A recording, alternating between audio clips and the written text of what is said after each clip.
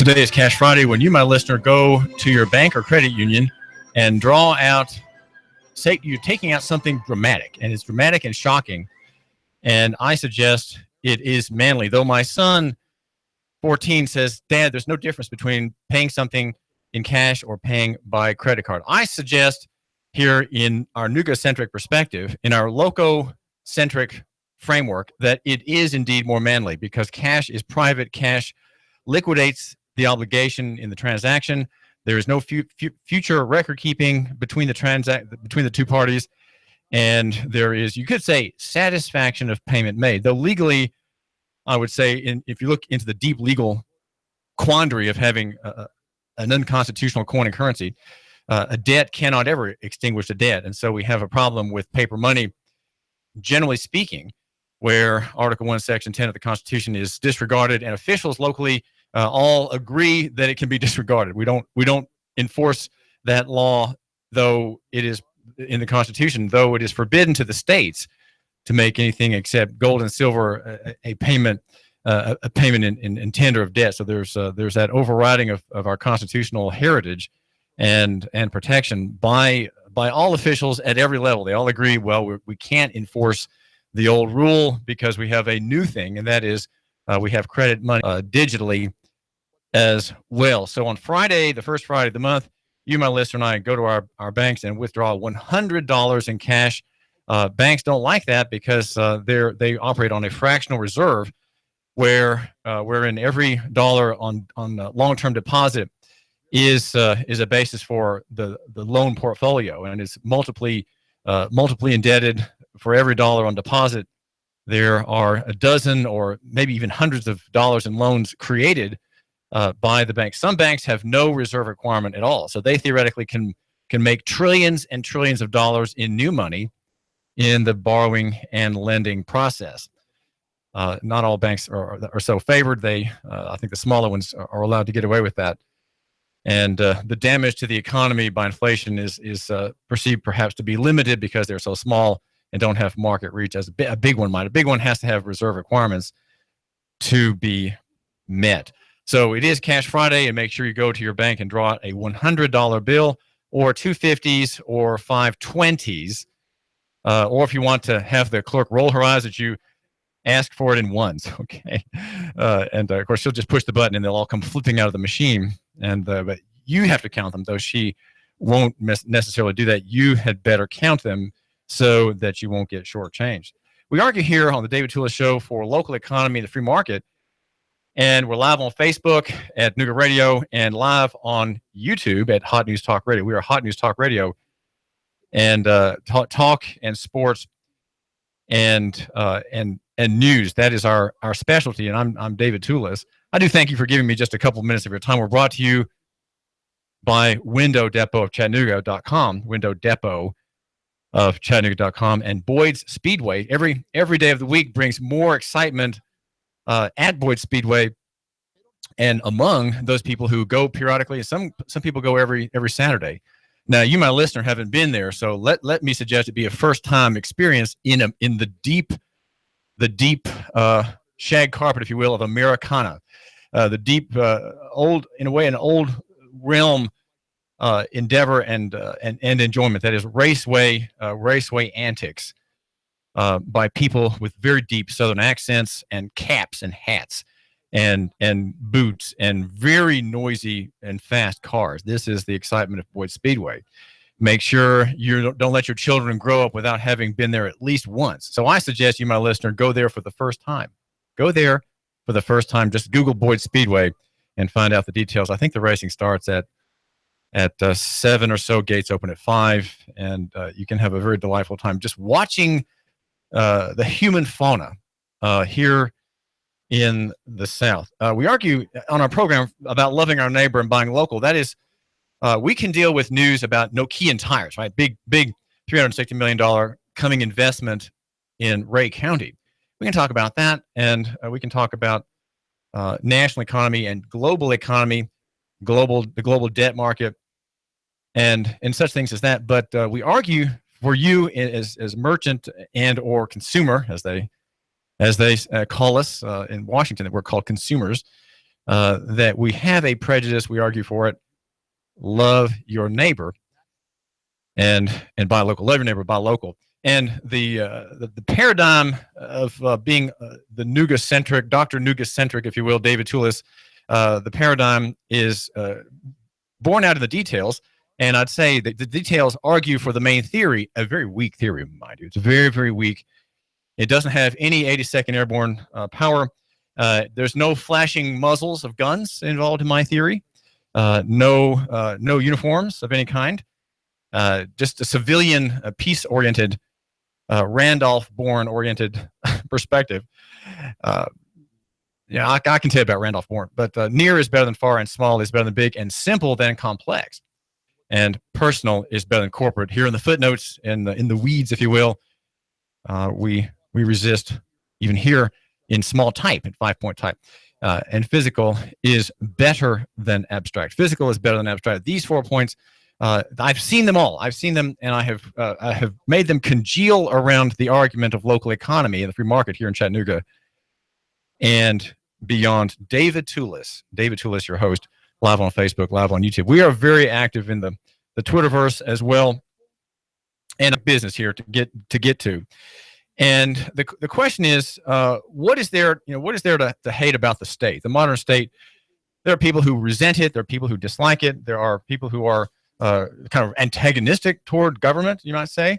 Now, but I make here a distinction between government and the state. We have government is, I would say, brought by God, right? God requires government first, the best kind of government, self-government, and then he brings monarchies, he brings dictatorships, he brings mixed governments, he brings republics, the relatively new democratic development in the West, democratic government brought about by John Calvin. John Calvin, credited even by his enemies from the times since the 1500s with creating democratic and republican forms of government. The Reformation having created many heresies, which brought us, amazingly enough, the modern total state. What is there to hate about the state? And I want to make a defense of the state this morning, and I want to have you understand why the people who hate it are mistaken. They're simply mistaken about it. And I think in making my defense of the state, I can also make, I hope without too much self-contradiction, a defense of local economy and the free market. We can't hate the state too much. I mean, after all, it has given us a $1 trillion spending bill, and Bob Corker, who's a member of the Senate Budget Committee, yesterday made a statement, repeated here from Chattanooga.com. He says, while this bill funds a number of important priorities, I could not support it because it increases spending by using the OCO slush fund. Again, that's a multi-billion-dollar fund, and it's $104 billion for overseas contingency operations. That is a slush fund. You know, we have it there for what we need at the moment, kind of thing. And he complains not about the thing itself, but about the fact that it's over by $30 billion. OCO is intended to provide emergency funding for military missions, he says, overseas, but has been repeatedly abused to fund normal operations of the Department of Defense and state to avoid exceeding statutory spending caps. David Perdue, the Republican senator from Georgia, he says, in part, fixing the budget process is a prerequisite to solving our nation's debt crisis, and I will continue to work directly with President Trump and OMB Director Mulvaney to make sure we don't take our eye off the bigger picture. Well, that's, of course, what we're supposed to be doing. You throw the meat over the dog. A dog is charging you. You throw a lump of meat over its head, and its chin is going to swerve, and whiskers with him, swerve leftward and over where you have thrown the meat, and he will dart after that and not go after you.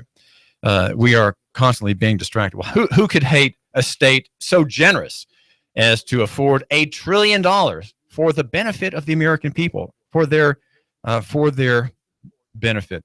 At Nokian.com, our chief sponsor, not long ago, I think it was in the last Halloween holiday, I wrote a piece about monsters of our own making, and we do make monsters. Americans make monsters everywhere we go.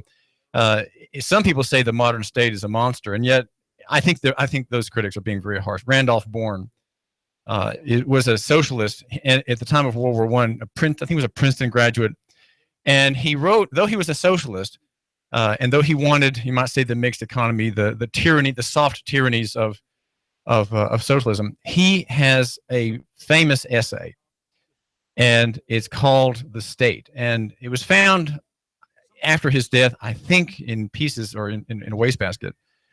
And he died, I think, of the flu or typhus after the war, the great plague in our country.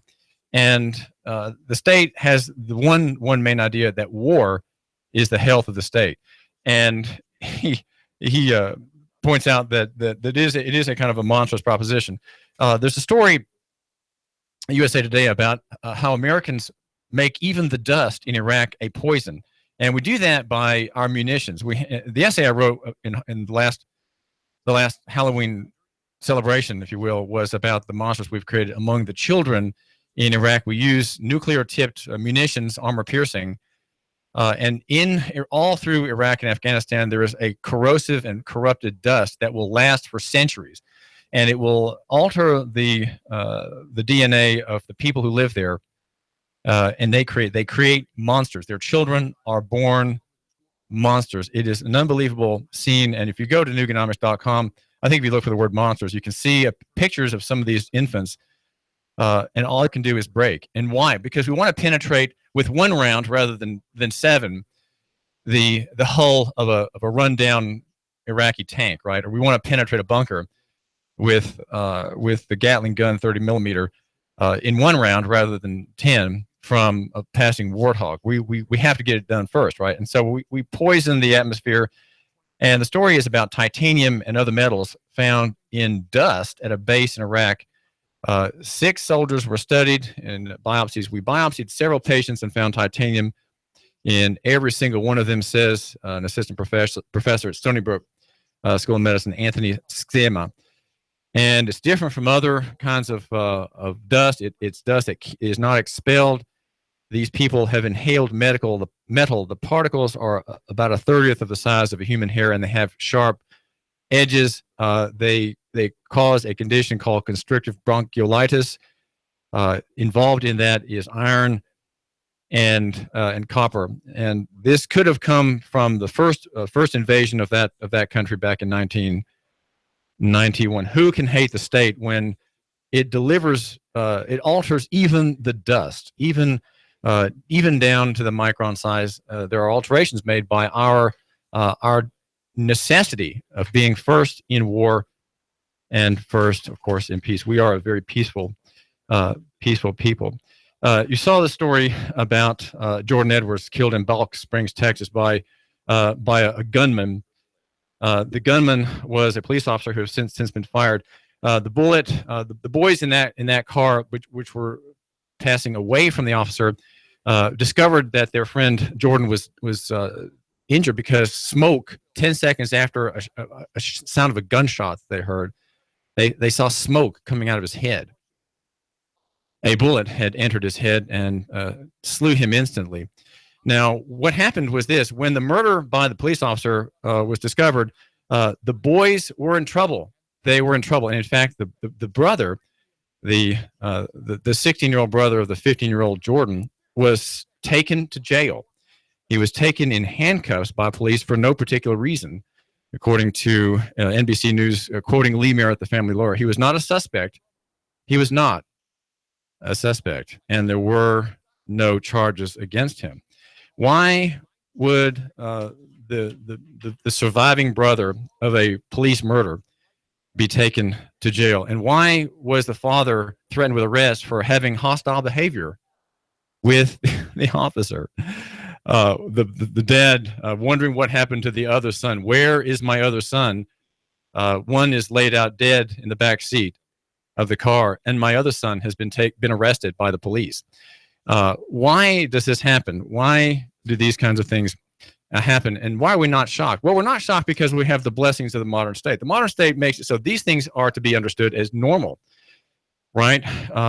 We have the modern state that says, well, there are always a few bad apples, but some have. There's a growing sentiment against this whole mechanism of law enforcement, where where the bad officers make the other 10% look good. That's kind of the joke, right? That is a joke. there are mostly good officers here in Hamilton County and places beyond. And so that's not that, but it's a joke, I think, that is a sour joke, a kind of anxious joke told by people who are very uneasy about their standing. And yet we have to understand that this whole idea, Chattanooga being an early adopter in policing in the 1840s, I think, by progressive, it is a progressive program. And here now the progressive program that favors the state, that puts the centrality of existence in all life in the state, is chewing upon the people that our Democrat, leftist, progressive friends say they care about the most. That would be the poor. Well, who is ground up most by the poor? Well, by the courts. Well, that would be the poor people. Why do people in Korea hate the United States? Well, I'm reminded about that. Though Korea is impotent to hurt us here in Chattanooga, impotent to hurt anybody on the continental United States or the continent itself, North America. They're viewed in the media as threats, and it is factually that they are threats. However, we have to remember that the Korean War, the police action, ended not in a peace, but in an armistice. The Americans dropped more bombs on North Korea than we spent in the entire Pacific campaign against the Japanese. We dropped 635,000 tons of bombs, 32,000 tons of napalm on North Korea. Military targets? No, no military targets. They ran out soon enough. General Curtis LeMay, head of the Supreme Air Command, said we killed off 20% of the population. That's about the same that the Nazis did in Poland. Eventually, we burned down every town, he says. There's an estimate of 3 million civilian casualties caused by our exercise of democratic might, our exercise of power. We went over there and fought the war and eventually burned down every town in North Korea. That's Air Force General Curtis LeMay, head of SAC during the war. Every town. Dean Rusk was the Secretary of State at the time, and he would later admit that the U.S. bombed every brick that was standing on top of another, everything that moved. American pilots, he noted, were just bombing the heck out of North Korea.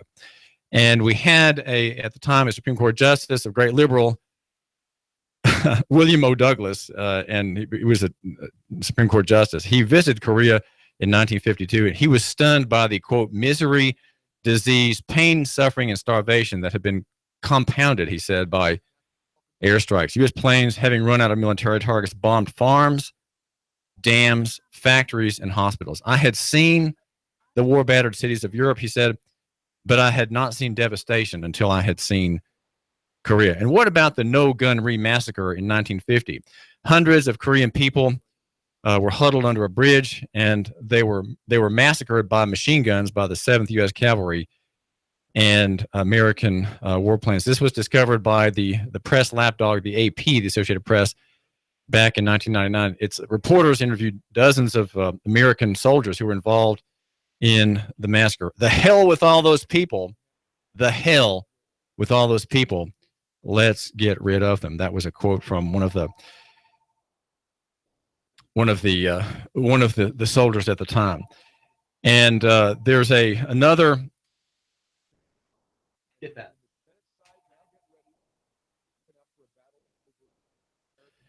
And there's a book called Tyranny of the Weak, North Korea and the World by a Columbia University historian. And it says, the American-era war left a deep and lasting impression, and more than any other single factor, gave North Koreans a collective sense of anxiety and fear of outside threats that would continue long after the world's end. So Korea is a kind of tin pot dictatorship. Is kind of laughable in a way. But I think we have to understand that the Korean people themselves have an old wound against us. We are the wounding party. We are not the right party. You know, historians, if we think at all, read anything at all about Korea, give a kind of a whitewash. Americans are a violent people, and I think we need to make repentance of it. We need to make repentance of that, a national repentance. And perhaps in yesterday's National Day of Prayer, things like that came up. And so we just lay that aside, right? If we're going to defend our modern state and love it as it is today, we have to lay these things aside and say, you know, the state is our highest form, our collective our collective best. And in its administrations, in its branches, in its judges, we are improved. We are saved. This is David Tulis, and we are here at Nooga Radio 92.7 AM 1240. And I do thank you for giving me just a couple of minutes of your time. We argue for local economy and the free markets in Chattanooga and beyond. Brought to you by Window Depot of Chattanooga and Boyd Speedway. Love your neighbor, buy local. This is David Tulis. David Tulis, thanks for giving me your moment of your time. Nooga Radio, AM 1240, 92.7 FM. Nooga Radio, AM 1240 and 92.7 FM. News now. The city of Saudi Daisy is now debt-free after paying off its loan to buy the Big Saudi Gulf. Saudi Daisy commissioners approved an amendment for the 2016-2017 general fund budget. City manager Janice Cagle says the city is in good financial shape. We're down now to 9 candidates for superintendent of county schools in Hamilton County. Hamilton County School Board members going to be voting after a Skype interview with each candidate. Dr. Kurt Kelly, the current interim superintendent, is also on the list. Storms overnight in North Georgia brought power lines down for thousands of customers of North Georgia Power. A national park in Chatsworth had uprooted trees and campers very upset. Crews now working to restore power to everyone in the Chattanooga area. The federal omnibus spending bill contains a provision that allows for funding for construction on the Chickamauga Lock here in Chattanooga. But Senator Bob Corker has voted against it, saying that the overseas contingency operations are exceeding the recommended amount agreed to in the Budget Act from 2015 by $30 billion. And a pedestrian was hit by a car on Market Street and East 3rd. The Tennessee Valley's news, talk, and sports leader. Nooga Radio, AM 1240 and 92.7 FM. Expect cloudy and much cooler weather for your Friday. Be sure and bundle up. Take along the rain gear as well, with some more showers moving back in from the west. Highs only to the lower to middle 50s. Tonight, showers gradually tapering off. Chilly lows near 45. Saturday, a few more late day showers and storms. More sun Sunday.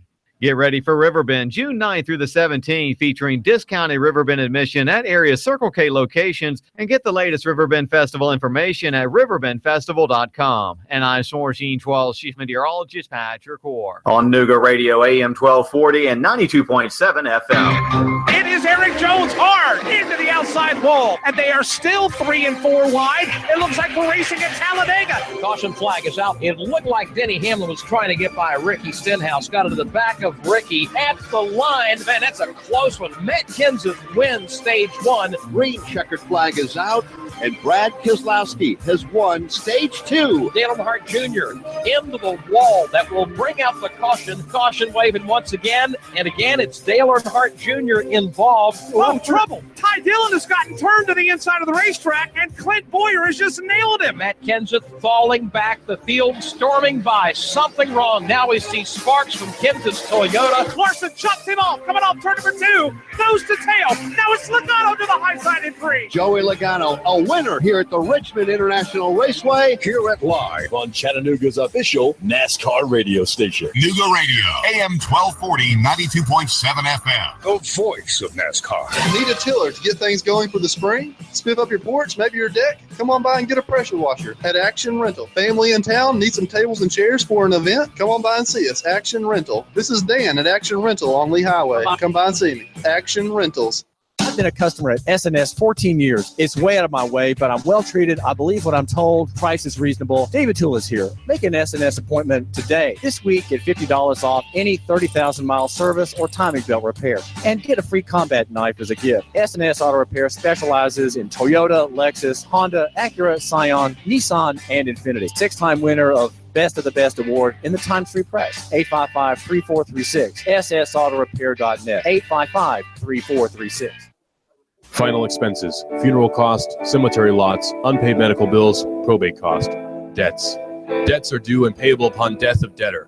Will these costs produce a burden and hardship on your loved ones? Who will be responsible? How will they handle them? These costs can total many thousands of dollars, only compounded greater with the grief of losing a family member. A safe and secure way to provide for these costs is with an affordable life insurance from Covenant Group Insurance and Financial Services. Covenant Group is a local company with local agents. Covenant Group still makes house calls. Covenant Group only represents A-rated companies. With many options to offer, Covenant Group can accommodate almost any budget. Great discounts for good health and plans available for impaired risk. Call today for a free, no-obligation consultation in the convenience of your home. Call Steve or Jada at 423-855-8484. Call today, 423-855-8484.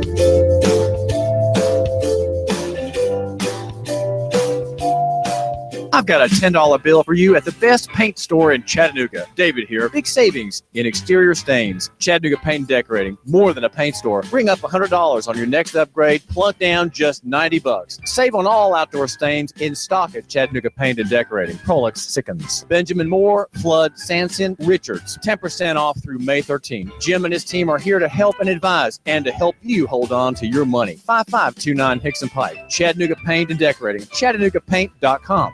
I have the best steak selection in town. Name of the business is Don's Meat Shop, and I'm Donnie Raines. Just ask for Donnie. I make over 20 different types of sausages. Most of them are great for grilling. We have the best selection, best quality. We have the hard-to-find items. Don's Meat Shop. The Tennessee Valley's news, talk, and sports leader. Nooga Radio, AM 1240 and 92.7 FM.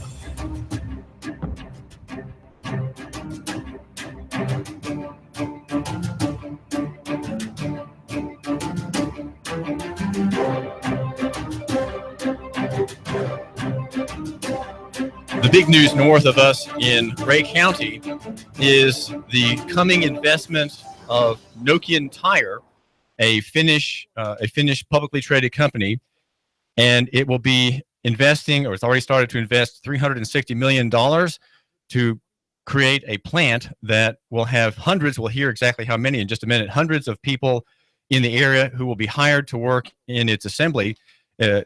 Nokian makes a special kind of tire, a specialty tire, and it has been building those for 70 or 80 years. And we have on the phone with us Tomi Heinone, who is the head of Nokia North America. He and his colleagues are in the Nokian headquarters in Colchester, Vermont. Tomi Heinone, welcome to the program. Thank you very much, David. Well, tell my listener what, in a nutshell, what is the plan for the major tire plant in Ray County, Tennessee? Okay. Well, first of all, we are very excited to invest North America and Tennessee. So our plan is to build a tire factory which will produce 4 million tires annually, and we will be employing there 400 people. And investing $360 million on that area. And how is it that your company's governors view the American factory as a money-saving and quality-assuring measure? What are the dynamics that make that a good decision for your company? Okay, well, there are several factors, of course, behind that, and one important is logistics, of course, because right now we are importing all the tires from Europe, and that is not the optimum way to sell tires in North America. So logistics in and out is very important for us. Then quality workforce available there, that was definitely important factor for us. Proximity to our customers, and all kind of business advantage what we can achieve.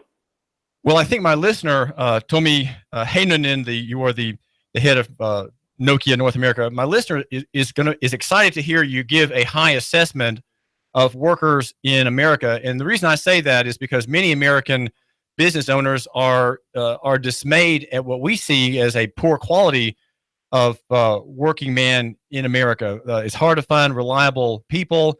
Americans who come out of the public schools don't show up on time for work. They're not reliable. There's a great deal of government subsidy for people to not work. And so it's hard to find reliable people. But you have come to a different conclusion. Yes, for sure. So we have to remember that we have been already in North America for a couple of decades. We have had our sales operations here, so we kind of know North American people, and we trust definitely North American people. And then, of course, when we build a factory there, the one important factor is that we have to provide training for the people who are starting to operate the machines and several tasks there. So, of course, additional training is needed, but for sure we trust U.S. U.S. people.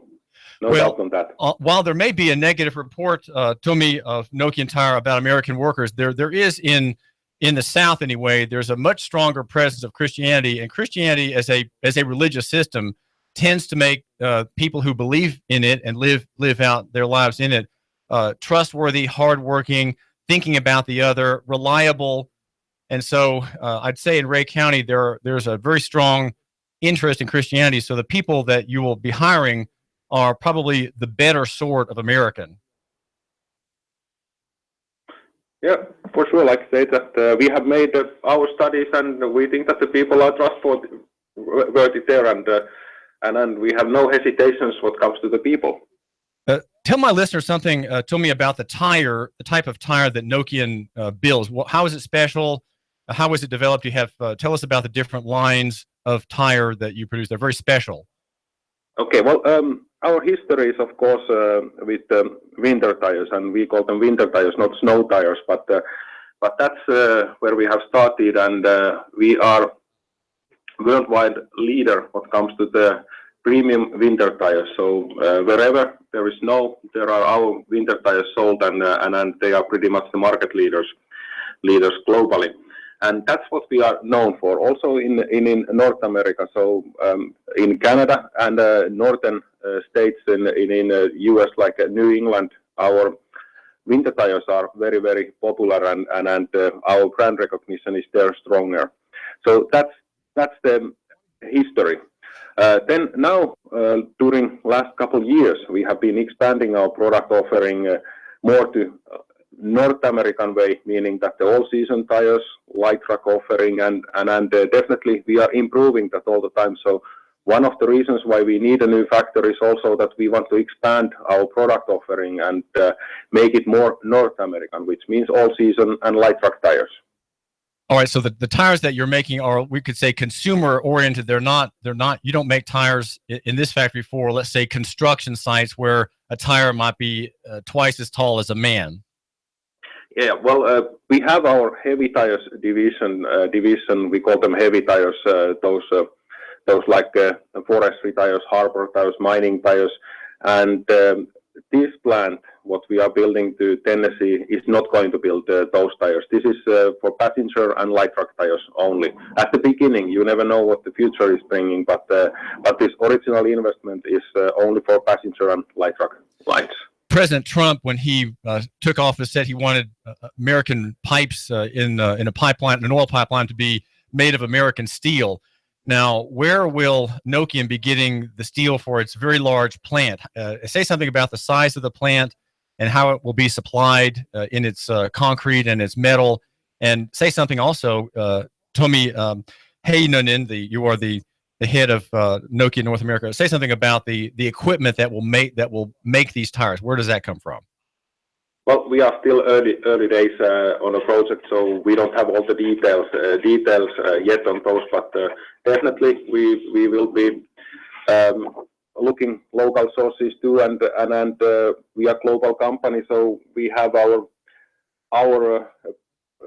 purchasing sources globally, and everything is possible. But like I say, that we are still early days, so unfortunately, I can't comment yet anything more on that one. What is the valuation of your company in dollars? Can you give that, please? How many billions of dollars is Nokian worth? Do you mean our market cap or? Yes, sir. Market cap. We are about 4 billion company. Yes, sir. A $4 billion company. And how are the shares doing on the Finland stock exchange where they trade? What has happened in the past year on shares? Very well, actually. So our stock has been doing very well in Helsinki Stock Exchange, and it's pretty much very close to all-time high levels right now. So we are doing very well. Does your company object to an American environmental rule that apparently makes it a requirement that tires have a material in them that breaks down the rubber so that they will not pose a pollution threat after the tires are used up and discarded? Is that something that bothers you as as a manufacturer of a long-lasting, durable good, tires? Well, of course, we will follow all the legislation, and our reputation is that we build green tires. So first of all, we were the first one who removed those high aromatic oils in the tire industry, stopped use those fully, even before it was mandatory in legislation. So we follow the rules and regulations, and of course what consumers want. So that's important for us. And that change in the rubber component does not damage the use of the tire or the survivability of the tire as it's being used. This is just for later years after the tire has been used up by the motorist, right? Yeah, sure. We, of course, we do all the time continuous R&D work, and our purpose is to build every generation to be better tire than the previous one in all the aspects. Now, my last question, I guess, Tomi Heinone of Nokian Tire would be this: what would my listener who drives a pickup truck pay for 4 tires on the American market today? What, let's say, better average or slightly better than average tire that your company makes? What is the price range for a set of 4? My question again is how much does my listener pay for 4 tires, let's say of your average line or slightly better than average line for a pickup truck? If you buy them here? Broad range. I mean, it depends the size. It depends what kind of tires. So the range is very, very broad. So it's difficult to answer on that one. And definitely quality tires are more expensive than the Far East production, for example. Yes, sir. Understood. So there we have cheap Chinese tires and Korean tires available, and Nokian is a higher end. You have to spend a little bit more to get them, but they last longer, and they're more aggressively treating the road, I guess you could say. Yeah, and definitely one of the factors is the safety. So we want to build the safest tires in the world, and that's our goal. And we don't want to do compromise when it comes to the safety. This is David Tulis, and thanks for joining us here at AM 1240 and FM 92.7 Nooga Radio. And we're talking about a major investment in the Chattanooga area, and that is in Ray County near Dayton. And Nokian Tires is investing $360 million. The production will start in 2020, according to Tomi Heinone, who is the head of North American operations here and with us on by phone from Colchester, Vermont. And by 2022, you expect that there'll be full production? Yes. 2022. That's the plan. Yeah. Yes, sir. Well, listen, thank you, Tomi Heinone, for joining us here at Nooga Radio. Thank you very much, sir. Thank you very much. This is David Tulis, and we've been talking about a major investment, a national economy investment in near Chattanooga in Ray County. If you Google Nokian Tires, it's Tyres, by the way, the English spelling, Google that, and you can go to the website, and there's a beautiful graphic, kind of a painting showing what this plant looks like, nestled in the valley, along a valley there in Ray County. This is David Tulis, and we're glad you're giving us a couple of minutes of your time. We argue for local economy and free market. While these things happen, I think it's good to have just a little bit of perspective on the difference between national and local. And the idea that we argue is we're not arguing really against national economy or even international economy. But what I'd like you to understand is while we have investments like this, and while they're very favorable, what happens is when you have a foreign-owned company is that the profit of the business is exported, right? You are exporting your tires, very fine tires made by this Finnish company, and that would be, it's publicly traded in Helsinki, in the Finnish stock market. I'm not sure about whether you could buy shares here, but with the fluidity and the digital nature of buying securities, is very likely you could easily buy shares in Nokian. And Tomi Heinone says the shares are doing well. So the shareholders, mind you, are receiving the profit. Our argument here is we're not arguing against these things, of course. We're just saying that we're saying this: if we want to have in Chattanooga and Dayton a prosperous economy, one that is organically strong and not temporarily strong, hopped up on sugar, right, or hopped up on borrowing, we have to have local ownership. Now, here we have owners around the world who buy shares in this company on the secondary market, of course, and they own a piece of the business and receive payments every quarter for in kroner. I get probably in euros. Receive payment in euros for the profit generated by the business every quarter, and that's the way it should be, right? That's all. These are all good marketplace things, and it's fine and wonderful. And Adam Smith, rest in peace. He would not be discontent with that. But if we're going to have an economy in the Chattanooga area that's strong, not reliant on outside forces, then there needs to be, I suggest, local ownership. Foreign ownership is fine. People are employed, right? We're going to have 400 people in Ray County. Some will come from Hamilton County and surrounding areas, no doubt. But what is left for them are wages. Wages are not profit. Wages are payments equal to the work given. In other words, no man earns a profit working for wages. He's paid exactly what he's worth. Profit comes when the owner, right, the owners, plural, the shareholders, have lower expenses than they have income in a given period. So that's the profit in the quarter, is when their expenses that period are lower, that they're accounted to that period, are lower than the income. So there's a profit declared. And so owning capital, running a business, and being the owner is where the profit is. Profit does not reside and does not flow from wages. People are glad to be employed. Don't get me wrong. People like being employed. We need to have employment. But for prosperity to be durable in Ray County, in Hamilton County, and elsewhere, if you, my listener, are listening from a far place, for profit to be, for a county to be endurable, for a city-state to be endurable, for a state to be durable, there needs to be the profit. In other words, the profit is kept and not exported. So we have the Nokian shareholders are making a profit, and we say bravo to them.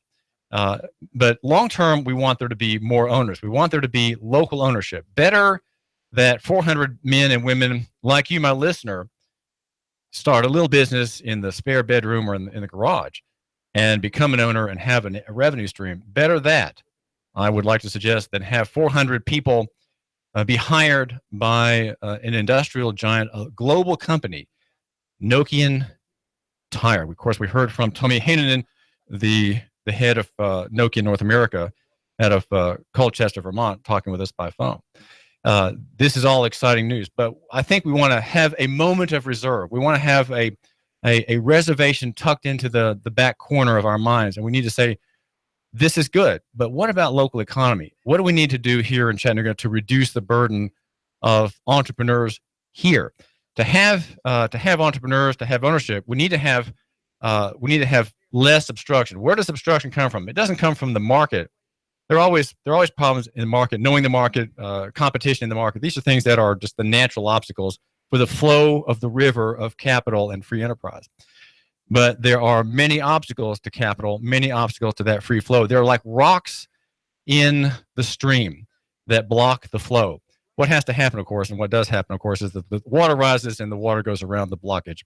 But if it's, think of also that if it were a pipe and you have a rock in the pipe, well, the flow is going to be broken off. And we often suggest and need to remind you that the blockage is not from competition, but the blockage is almost invariably from the state itself, the state that we are supposed to love, right? The state we are supposed to perhaps pray for, as many people did yesterday at Chattanooga Christian meeting as the Chattanooga part of the National Day of Prayer. Pray Chattanooga.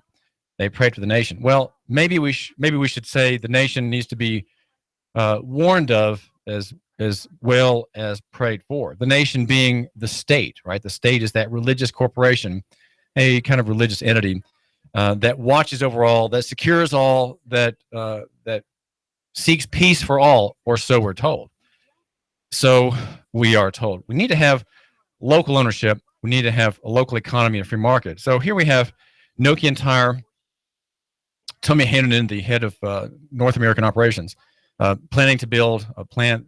He told me, the PR man Hans told me that in Finnish law, the moment a decision is made, it has to be published. So the decision was made 2 days ago, and the publication was, I think, yesterday in the press. Or maybe the decision was made 3 days ago, and we got the news of it yesterday.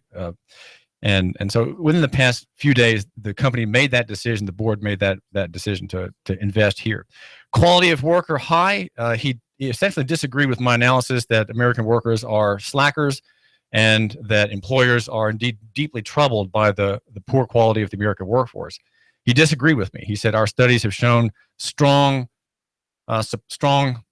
character in American workers. And I agreed with him. I said, well, Christianity is a force for good, and it has a rule that Christ said that we are to the man of God is to work favoring his master even when the master is not looking. Right? You don't work as men pleasers for eye service. You work for God's glory. And if Christianity has a salting effect, it is no doubt in that area where men work for their master even though the master's got his back turned. And here the men running the factory machines in this coming tire plant will, if they're infused with God's grace, they will look out for their master, Nokian Tire, and they're going to prosper with the company and maintain their places there for decades to come. And their children will work there as well, producing not snow tires, he says, not snow tires, but winter weather tires. This is David Tulis, and there's a young woman named Angelina Vasilivyevna Kilimnik. Angelina Vasilivyevna. No, I got that wrong. Vasilivyevna. Angelina Vasilivyevna Kilimnik that we're going to meet next. She is a waitress, guess where? A waitress in Saudi Daisy at Wimpies. Angelina Vasilivyevna Kilimnik. Why is she working there? We'll have to find out who she is and what she's doing. And how it is her parents immigrated from Ukraine when she was 5 years old. This is David Tulis. The Tennessee Valley's news, talk, and sports leader. Nooga Radio, AM 1240 and 92.7 FM. iBuyChattanoogaHouses.com, Chattanooga's premier house buyer. Do you have a house you need to sell fast? We are buying. Call us today. We are local folks. We will buy your house as is, no repairs needed. We will give you a cash offer and close on the day of your choice. Call us right now, 423-834-7321.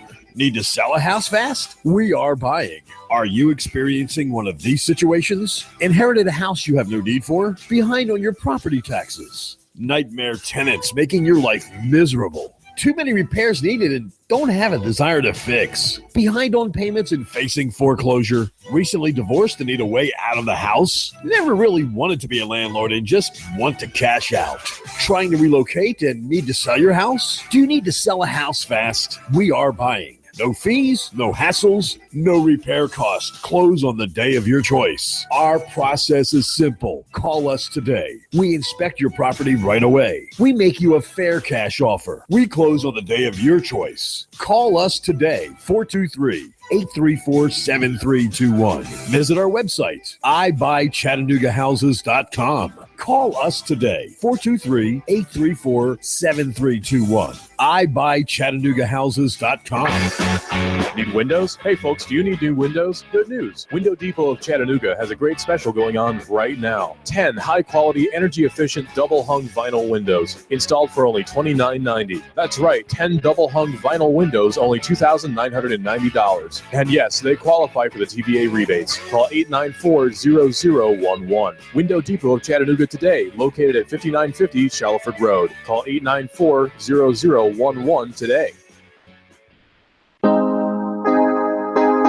Here comes the bride, here comes the bride. She's walking down the street. And she's wearing a stunning diamond ring that's a fraction of the cost that her man would have paid at one of those overpriced mall jewelry stores. Rick Davis has a plethora on quality diamonds and gold rings, and he wants to pass the savings on to you. Did I say plethora? How about overabundance? That's right, an overabundance of gold and diamonds. So before you decide to get crazy and pay save full retail on an overpriced piece of jewelry from one of those cookie-cutter mall jewelry stores, come on out and see Rick Davis Gold and Diamonds. Top quality gold and diamonds at a fraction of the cost. Intermarital bliss with an engagement and wedding ring from Rick Davis. Hey, he'll also buy your gold and diamonds with cash, and more cash. Rick Davis Gold and Diamonds, Brainerd Road, Chattanooga. And there goes another happy bride. Simple cremation for $895. Why spend more? ChattanoogaCremationCenter.com. ChattanoogaCremationCenter.com. Value you want, service you trust. $895. ChattanoogaCremationCenter.com. Are you shovel ready to build a house, but you're not a builder? Are you shovel ready? Michael's Homes is ready to bulldoze its way to a solution for you. You have ideas on what you want in a house, but you're looking for someone to bring your ideas into a plan and turn your plan into a house. Michael's Homes, custom builder. Michael's Homes has lots available at a new subdivision, River Bay Estates, that's Harrison. Maybe River Watch in Saudi Daisy. Choices galore, lots, houses, beautiful homes all over Chattanooga. The Canyons, Hickson. Crystal Brook, Appleton. Drive in, take a look, consult with us. We build on your lot or ours. Homes-Chattanooga.com. Call 423-413-9929. Nooga Radio, AM 1240, 92.7 FM. Charge! Get back there, you dang Yankee! Great horny toads, I'm up north. Gotta burn my boots, they touched Yankee soil. Lay down your arms and step forward, Yankee! What's the hassle, Schmansel? My orders from General Lee is to hold the Macy-Dixie line, and no Yankees are crossing it. If the South would have won, we'd have had it made. I'd probably run for president of the Southern states. The day Elvis passed away would be our national holiday. If the South would have won, we'd have had it made. NASCAR, David Tulis, Coast to Coast AM, and CBS Radio News. Chattanooga's news, talk, and sports leader.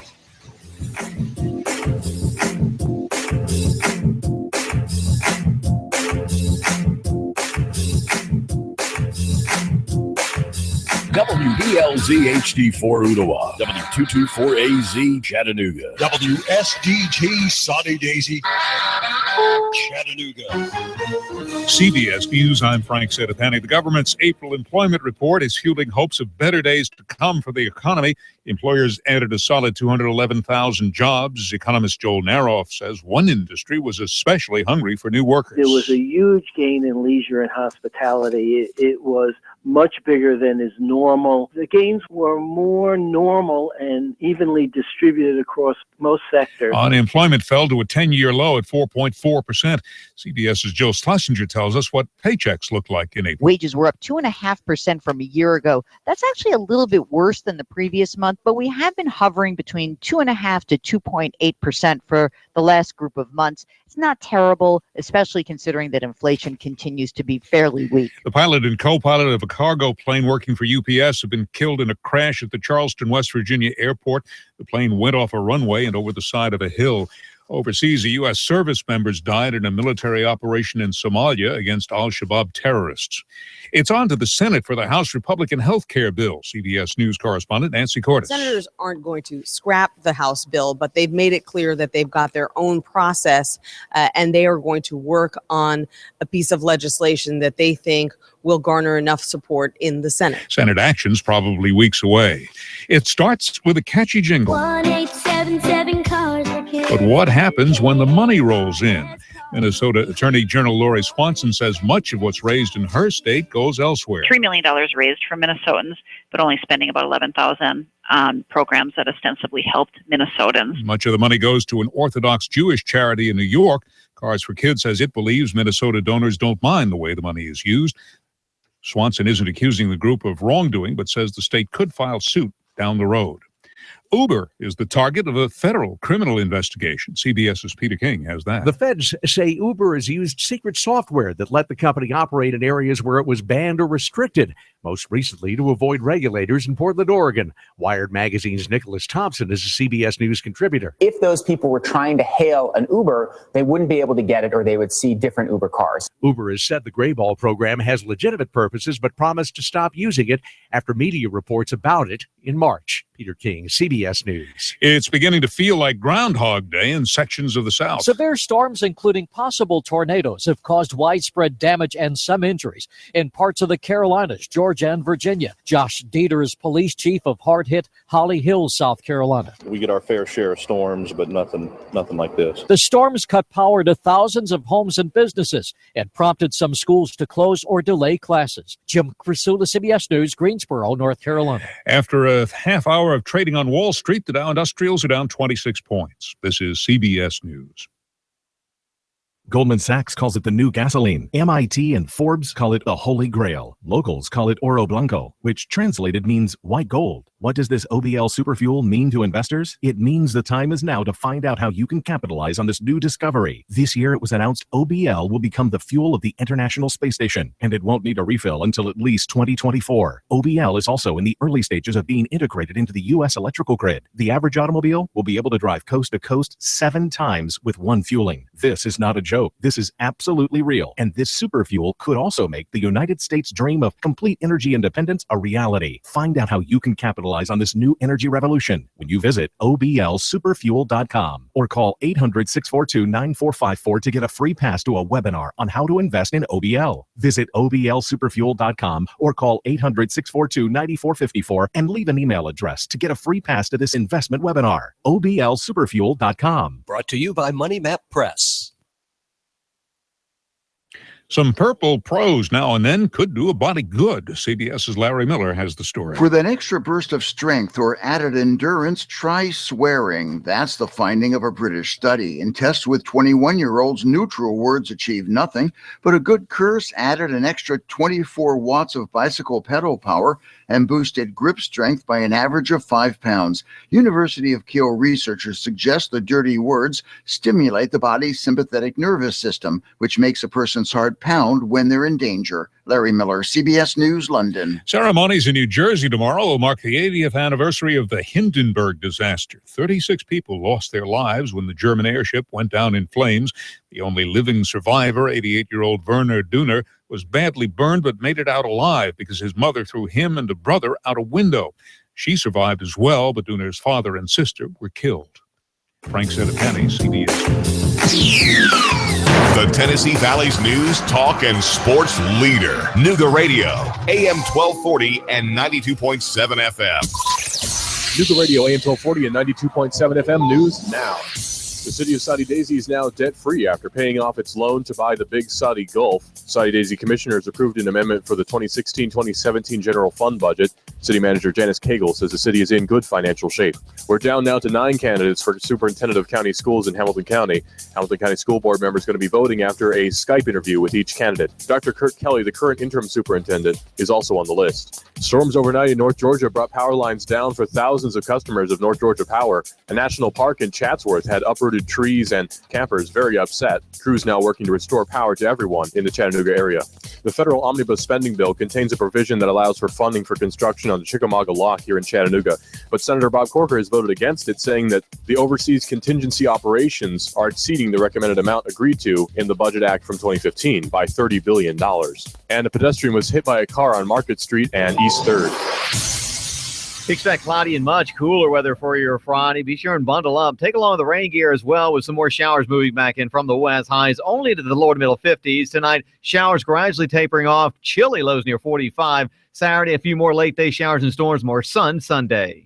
Get ready for Riverbend, June 9th through the 17th, featuring discounted Riverbend admission at area Circle K locations, and get the latest Riverbend Festival information at riverbendfestival.com. And I'm Source Gene 12 Chief Meteorologist Patrick Orr. On Nooga Radio, AM 1240 and 92.7 FM. The Tennessee Valley's news, talk, and sports leader. Nooga Radio, AM 1240 and 92.7 FM.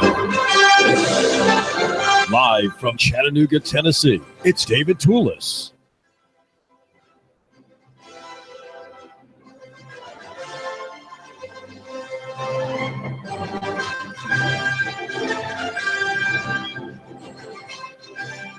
It's Cash Friday, and you, my listener, need to strike out your independence.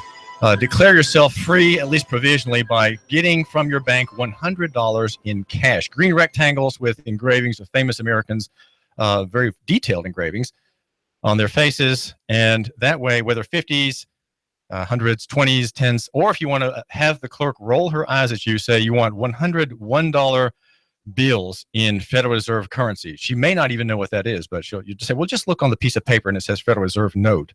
An issue of bank script, non-referential currency, and of course, unconstitutional. But we all love it anyway, even though it spites the law.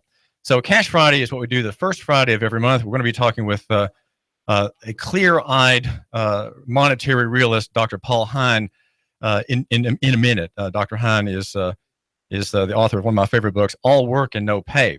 And we're going to laugh at our situation. We're just going to howl at it and take a little jab at the good people in Washington and elsewhere who are part of our monetary unreality, where debt is wealth, where debt, IOUs, is wealth, and everybody is borrowing crazily in a drunken party across the country in a part of our expansion, our great American economy, expanding. Now, here in Chattanooga, we have people who don't have the privilege of making money from nothing. People such as Angelina Vasilivyevna Kilimnik. Her name again is Angelina Vasilivyevna Kilimnik. She is the daughter of Vasily Kilimnik, an immigrant from Ukraine, coming over here at age 5. She's 24 years old, and you'll find her if you go to a great local restaurant, Wimpies, across the street from City Hall in Saudi Daisy. You'll find her waiting tables there.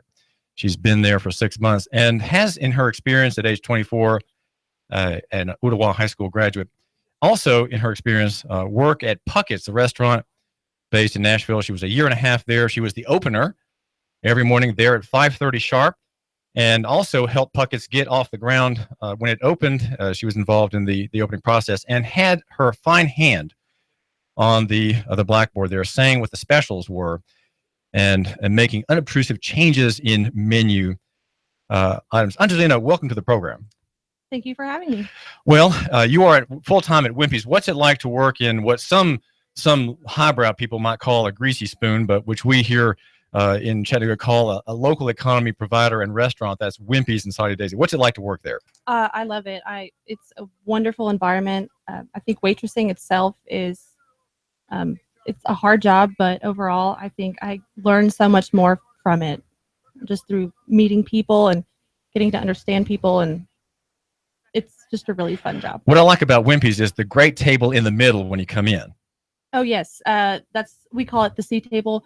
I kind of call it table of wisdom, because that's where all of our old timers kind of sit. I know just about all of them by name. I know what they have before they even come in the building, and all they do is just sit there and share stories all day long about their lives, about their families, about the war, about what they've been through. It's just really an eye-opening experience. They don't take their caps off often, do they? No, they do not. And they almost all drink coffee, don't they? Every day. I'm telling you, each one probably puts away about an entire gallon of coffee a day. And of course, at Wimpies, you get free refills. That's so right. they're going to take advantage of David and Pam, the proprietors of that restaurant. That's right. Well, so there you have a real sense of Americana, maybe part of America that you didn't see when you were a high school student. You graduated from Ottawa in 2011. Mm-hmm. And I think high school culture doesn't really connect you with, you might say, rural culture, agricultural culture of the kind you find at your current restaurant. Is that true, or have you had a new sense of kind of the old style American person? Absolutely. Working at the restaurant? I honestly think that job was a blessing in itself, because I got to see an entirely different perspective of just humanity in general. Growing up, I was, I got to see a lot of different opinions and different views of, I guess, Chattanooga. A few of them being like just being bullied when I was younger for being Ukrainian. You were bullied. Was that before you went to public school, or was that that during? was in public school? Yes. Well, when you were bullied, what were you doing or saying, or how were you speaking to deserve that kind of maltreatment? Honestly, I was one of those kids that if I ever saw any trouble, I was a tattletale. I never wanted to see anyone got picked on or felt like someone was uncomfortable. So I just kind of stepped in. So I was always kind of a target at that age. I never stopped being that way. I always feel like there's an injustice in the world, and I feel like there's too many people hurting other people, and there should be more people helping people. And that's just the way I like to live, is just to help other people. And Americans, I think, are they're kind of parochial. They're suspicious, perhaps, of foreigners. I'm a local man, and yet I have southern forms of speech, but also I think people would look at me and saying, well, where are you from? You look different and you sound different. Your dad, Vasily, what is your mother's name? My mother's name is Evgenia. But she goes by Jenny most of the time, because for Americans it's kind of hard to say. What brought your parents to the United States, and how did they end up in Chattanooga? Well, we moved to the States in 1997. We started out in Harrisonburg, Virginia, which is where the majority of my family lives. And my dad actually came here when in 96, he came here when his family came to visit. And they loved it so much that he really just wanted to bring the entire family over here. He said that the opportunities here were so much greater than in Ukraine. So honestly, my mom was convinced. When they got here, it was kind of difficult for them to find work at first, especially with there being a language barrier. But overall, I think they persevered. What does your dad do for a living, or is it your mom who makes the living in your family? They both work, and they both work full time the entire time I grew up. So my dad is a mechanical. He basically works with mechanical engineering, and he also does electrical engineering. I think he has a degree in that. And my mom, she does not have a degree, but she is amazing with numbers. This woman, she will actually read out IP numbers in her sleep. It's really funny. I'd wake her up and tell her, and she'd be like, "No, you're insane." Now, your mom and dad have you have one sister and two brothers, and you're the eldest of four. That's right. Angelina. Again, this is David Tulis, and thank you for giving us a couple of minutes of your time here at AM 1240 and FM 92.7 live on YouTube at the Hot News Talk Radio channel. That's Hot News Talk Radio, and also it seems intermittently on Facebook at Nooga Radio. And our guest is Angelina Vasilivyevna Kilimnik. Now, that's not how you tell Americans your name, is it? No. When they ask me my name, I really just give them my first and last name, because the Vasilievna part it tends to intimidate people, but it also lets them know that I'm definitely not from here. Overall, I do tell them it's Angelina Vasilivyevna Kilimnik. And if I'm saying my last name, I'll tell them it's like Kilimnik, but not to actually Kilimnik. Now, when you were at Puckett's, you indicated there was some. I said, well, how are you different? How do you stand apart? Because that's the question I asked my guest here, a waitress at Wimpies, 24-year-old Angelina Kilimnik. I asked her, how are you different? What makes you stand out from other people? And that's always, I think you might listen, that's an important question.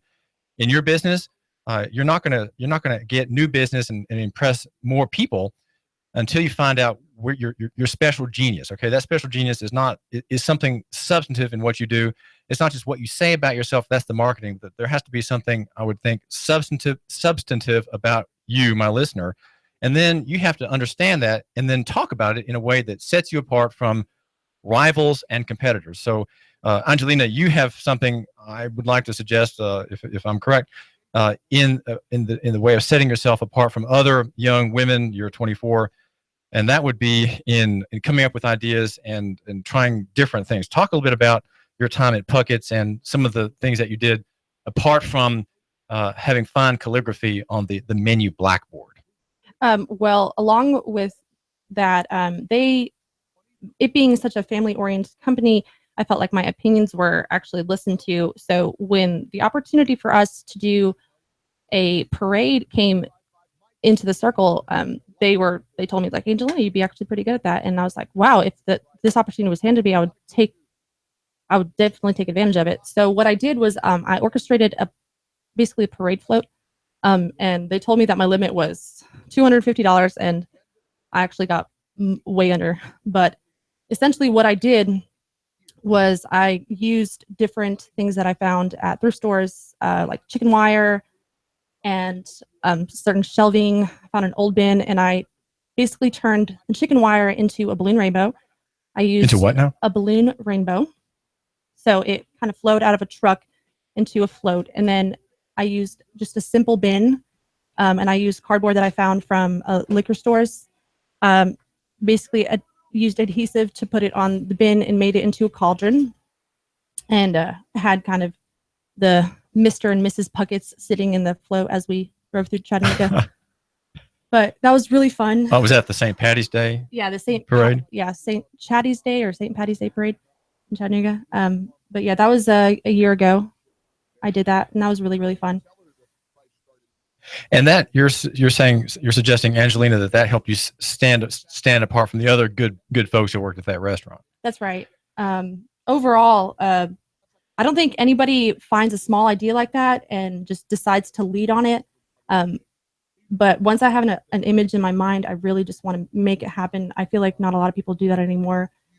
Like a lot of people just give up because they think they can go buy a simpler option. And I think we live in a world of convenience, and that convenience is honestly is costing us when we can just go and find things that have already been used and put a little bit of effort into them and create something even more beautiful. Is there a possible hobby or business plan in what you're proposing here, Angelina? I would like to refurbish furniture eventually. When I moved out, I was out of your family's house. Out of my family's home. I was 21, and I for medical accidents earlier in my life, and I knew that I couldn't just go to a store and buy all this beautiful furniture. So what I did was I went to different thrift stores. And I found, I guess, different furniture, dressers, and I turned them into something beautiful again. And I put them in my home, and instead of going into debt even further. Another thing, I like to create gifts. Instead of going out and buying gifts, I like to personalize gifts. So I came up with these interesting little teacup candles. What I did was I found used candles, and I melted down the wax that was inside of them, and I maybe put like half or a quarter inch of a crayon for coloring, and basically made these useful little candles. And this is in your idea of reusing things, having sort of a sense of poverty that drives you to be creative, right? If you have necessities, you will be creative. Oh yeah. If you don't have things, I feel like everything that making things should take love, or should just take effort. And I think in that effort, you should be proud of it. And overall, I think people see that effort, and that's what makes products attractive sometimes. This is David Tulis, and we're talking with Angelina Vasilivyevna Kilimnik. Again, what's the English version of that? Kilimnik. That's the American version. And she is a 2011 graduate of Ottawa High School, and here she is, 24 years old, working at Wimpies in the waitressing field. And I'm pressing you, Angelina, to tell my listener how this interest in sort of recycling can possibly be a business. There are many businesses sort of in that field. Mm-hmm. And of course we have Etsy, we have numerous internet portals where people sell things.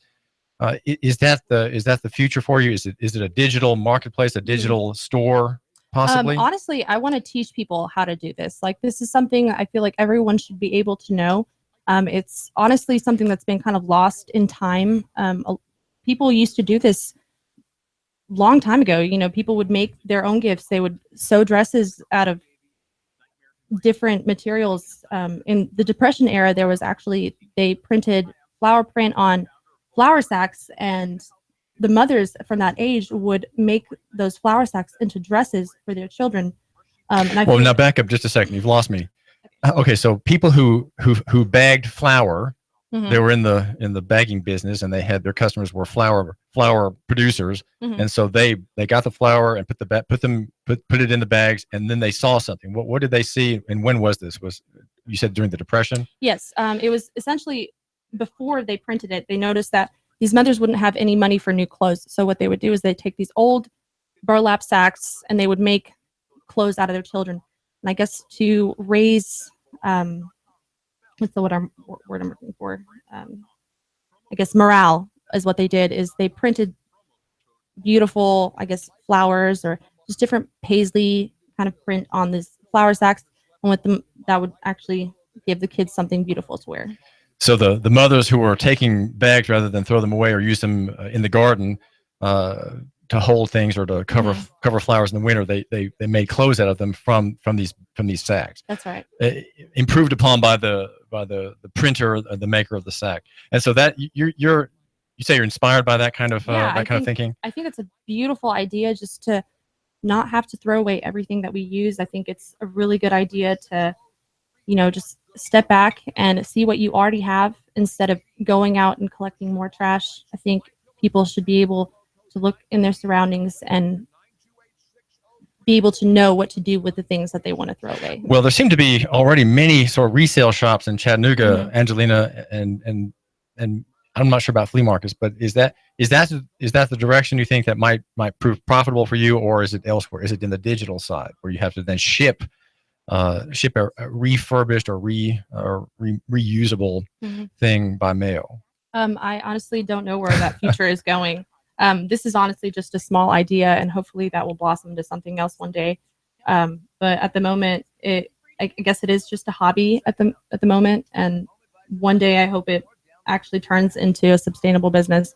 But for now, I guess it can be just categorized in that small little niche. Now, among your colleagues who have graduated from Ottawa in 2011, where are they? Or do you keep track of them? Are they working for businesses? Are they on the dole? Are they starting businesses? Tell us something about the Ottawa class of 2011, Angelina. I do keep up with a few friends. I was in ROTC in high school. I did 4 years of ROTC.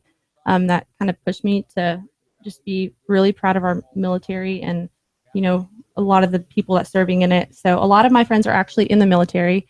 I have a friend who serves in the Air Force. Her name's Ashley Stupin. And I have another one who, I have a lot of friends who are in the Marines. But overall, I'm not really. There's a few art students that I know that are actually getting graphic degrees. And are people in your generation encouraged by their schooling and by people they know to go to be entrepreneurs, or is entrepreneurship not stressed in your circles? I don't think it was when I was that young. I think if I didn't have ROTC, honestly, I don't think I would have learned what it was to be an entrepreneur, what it was to save and to have stocks, and just kind of. I thought, you go to school and then you go to school some more and then you get a job after school. Well, I'm puzzled a little bit by that comment. How did ROTC give you this sense of entrepreneurship? It seems like that it would be not encouraging you in that direction at all. Okay. Well, 4 years of ROTC, you can actually get a government and economics credit instead of actually taking a government and economics class. It's also 4 years of ROTC was essentially basically 4 years of physical education training, and after that 4 years, you could also get an economics and government, just because you spend 4 years in a classroom, basically 45 minutes a day.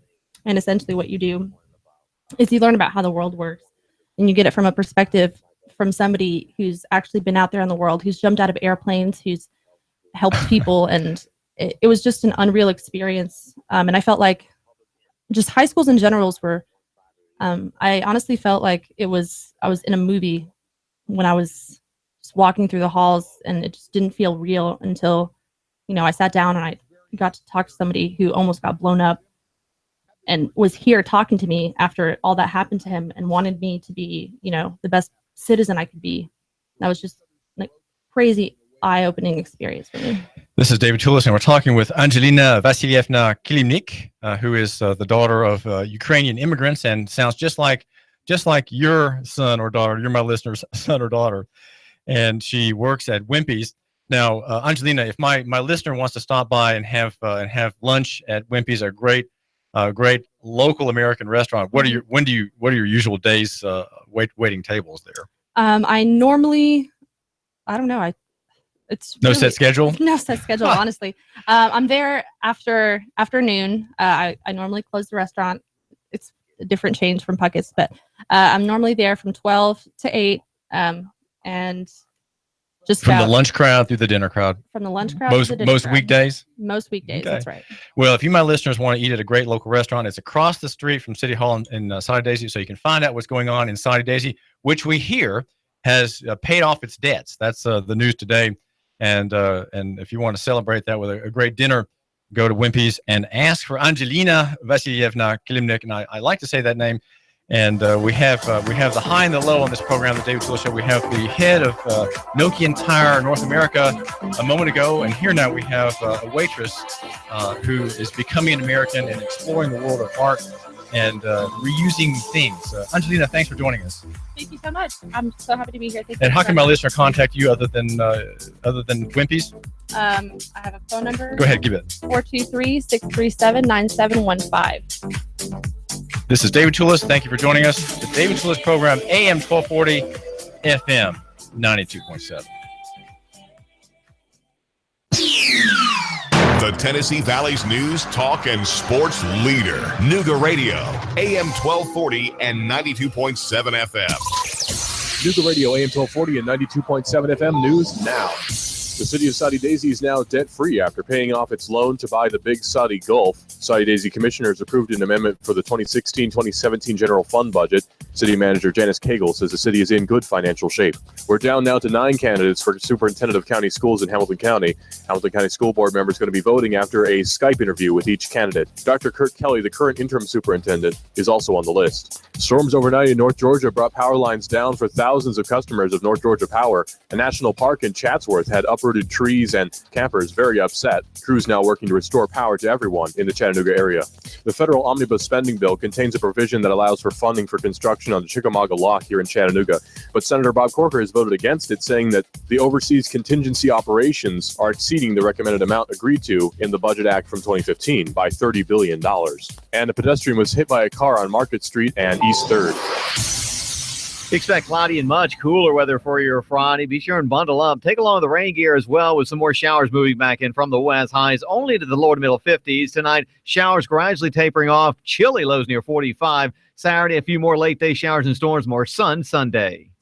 Get ready for Riverbend, June 9th through the 17th, featuring discounted Riverbend admission at area Circle K locations, and get the latest Riverbend Festival information at riverbendfestival.com. And I'm Storm Team 12 Chief Meteorologist Patrick Orr. On Nooga Radio, AM 1240 and 92.7 FM. The Tennessee Valley's news, talk, and sports leader. Nooga Radio, AM 1240 and 92.7 FM. We have the best steak selection in town. Name of the business is Don's Meat Shop, and I'm Donnie Raines. Just ask for Donnie. I make over 20 different types of sausages. Most of them are great for grilling. We have the best selection, best quality. We have the hard-to-find items. Don's Meat Shop. Window Depot of Chattanooga. They're locally owned and operated and been around since 2008, installing top quality vinyl replacement windows. You get the best price and service in the area. Top quality double pane, energy efficient windows. They look great and save you money. Oh, I love to save money. You'll also save money on your heating and cooling costs. Call 894-0011. 894-0011. WindowDepotChattanooga.com. WindowDepotChattanooga.com. Sales and installation professionals. You'll get a fantastic job while helping to enhance the value, appearance, comfort, and efficiency of your most valuable asset, your home. Other window providers? No way. Window Depot Chattanooga's windows qualify for the TVA rebate. Sliding doors, gutters, soffits, fascia, garage doors, and other home improvements. If you want to save a ton, call 894-0011. WindowDepotChattanooga.com. WindowDepotChattanooga.com. Window Depot of Chattanooga. Sales and installation professionals. And now to our reporter in the field. We asked Ray at Ray's Plumbing what's important for homeowners to know. Some field line systems can cost upwards of $10,000. The bottom line is to save yourself money down the road. I would definitely recommend everybody with a septic that is not on county or city sewer to have an inspection done by a qualified professional. It'd be great if nobody did inspections on them for all plumbing companies. That's what we do to make a living. Not to scare anyone, but it should be in the back of your mind. The danger is the field lines failing and costing thousands upon thousands of dollars and tearing your yard up. By preventative maintenance, you're saving yourself a large headache septic that may displace yourself and your family. That happens more often than you think. The waste is designed to stay in the tank, and that waste will build up over time. Even with treatment, we have to help that waste break down. Ultimately, preventative maintenance is the key that will keep you from spending $5,000 to $10,000 on replacing your septic system. The bottom line is to save yourself money down the road. Call Ray at Ray's Plumbing, 421-6341, 421-6341. Need windows? Hey folks, do you need new windows? Good news. Window Depot of Chattanooga has a great special going on right now. 10 high-quality, energy-efficient double-hung vinyl windows installed for only $29.90. That's right, 10 double-hung vinyl windows, only $2,990. And yes, they qualify for the TVA rebates. Call 894-0011. Window Depot of Chattanooga today, located at 5950 Shalford Road. Call 894-0011 today. Competent, kind, caring, knowledgeable, experienced, great listener, great negotiator, in touch, accessible. If these are the characteristics you want and need in a realtor, you want and need Thomas DeMoss of Keller Williams Realty. Thomas is a very gifted realtor who puts the client's needs first. Whether you're buying or selling a home, Thomas is the realtor of choice. Thomas will help and guide you through each step of this very important process. For many of us, the purchase of a home is one of our largest investments and most important family and financial decision. Let Thomas use his 10 years of experience in the Chattanooga real estate market to give you the advantage you need when buying or selling a home. Buying a house? Thomas can help you navigate the emotional and somewhat anxious process of buying a home. For those of you who want to sell a house, Thomas uses his marketing and negotiating experience to help you sell your home for top dollar. Thomas is a local resident, raising his family here in Hamilton County. He knows the area very well. For many agents, real estate is a job. With Thomas DeMoss, it's a passion and what he loves to do. Call Thomas today for a no-obligation consultation. He makes the process as simple as possible. Call 423-364-0028 and visit his website, northriverpropertygroup.com. Need a tiller to get things going for the spring? Spiff up your porch, maybe your deck? Come on by and get a pressure washer at Action Rental. Family in town, need some tables and chairs for an event? Come on by and see us, Action Rental. This is Dan at Action Rental on Lee Highway. Come by and see me. Action Rentals. It is Eric Jones hard into the outside wall, and they are still 3 and 4 wide. It looks like we're racing at Talladega. Caution flag is out. It looked like Denny Hamlin was trying to get by Ricky Stenhouse. Got into the back of Ricky at the line. Man, that's a close one. Matt Kenseth wins stage 1. Green checkered flag is out, and Brad Keselowski has won stage 2. Dale Earnhardt Jr. into the wall. That will bring out the caution. Caution waving once again. And again, it's Dale Earnhardt Jr. involved. Oh, trouble. Ty Dillon has gotten turned to the inside of the racetrack, and Clint Boyer has just nailed him. Matt Kenseth falling back, the field storming by. Something wrong. Now we see sparks from Kenseth's Toyota. Larson chucks him off. Coming off turn number 2. Nose to tail. Now it's Logano to the high side in 3. Joey Logano, a winner here at the Richmond International Raceway. Here at Live on Chattanooga's official NASCAR radio station. Nooga Radio, AM 1240, 92.7 FM. The voice of NASCAR.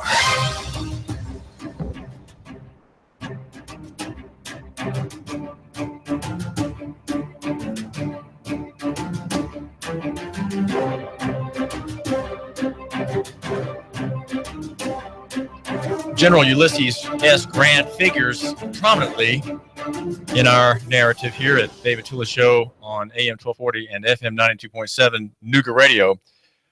When on the first Friday of the month, which is Cash Friday. And it's my suggestion to you, my listener, that we be men, we be masculine, that we assert our testosteronal natures as against the flimsy realities as they seem to be of the current age, in which there is no lawful money circulating, and we need to go and assert at least in pencil our independence from the machine, and that would be by getting 2 $50 bills from our bank today. We do that on the first Friday of the month, and Ulysses Grant is the face of the $50 Federal Reserve note, the green rectangle with 50 written on it. 50 what is what we want to ask about, and we have here to entertain us with a laugh or two on these questions. Paul Hein, Dr. Hein, is a very clear-eyed former ophthalmologist and an eye doctor, and his spectacles are always on the bridge of his nose, and his piercing eye, looking across the monetary and financial and economic landscape of the United States. He is the author of, as I say, a favorite book, All Work and No Pay: Life-Saving Lessons in Modern Money, published here in Tennessee back in the 1980s, and a great read for your high school son or daughter. I'd say it's essential reading, asking questions about the economic world that many people just ignore. They ignore it, and that would be to their peril. Dr. Hein, what you've talked with my listener before about Cash Friday. Why is it better for him? Why is it more masculine for him, would you suppose, to have two $50 bills in his pocket than, say, a credit card? Well, I'm never quite sure how you tie gender into it, but I think perhaps what you're getting at is that if you have the $50 bills in your wallet, you are in control, at least of some aspect of your life that you're not in control of if you use a credit card. Since, and perhaps some of your listeners have had the experience, if you use the credit card, it might be for some reason not accepted. Maybe there's a glitch in the card itself or in the computer at the store where you're shopping or something. But in other words, as long as that credit card is not accepted for any reason, you might as well not have any money at all. Furthermore, every transaction you make with the credit card is recorded, and somebody can look at it and find out what you're buying and where and when, and from that deduce a lot, because it will not only be a single transaction, but a whole series of them. If you have $50 or two $50 bills in your wallet, you can buy privately without any paper trail being left. And you might say, well, what do you need to hide? You know, that's not the question. Is what does there need to know? Why should anybody be informed as to what you buy and where and when? So you can be your own man, so to speak, by having cash instead of relying on plastic or numbers issued by somebody else and under their control. Right. The reports from the credit card purchase of $1.75 bottle of water at Walmart. People they walk out of there with a mortgage on that piece of plastic and those drops of H2O. And there's a report filed. They get a summary of that report that says when that transaction took place, what it was that was purchased, or if not the amount. And like the flagellum on a spermatozoa, it follows the transaction. There's a long record propelling it, as it were, into the marketplace. So you're thinking that privacy matters. Why would privacy matter today, Dr. Hein? Why is that important? Well, it's kind of a negative thing.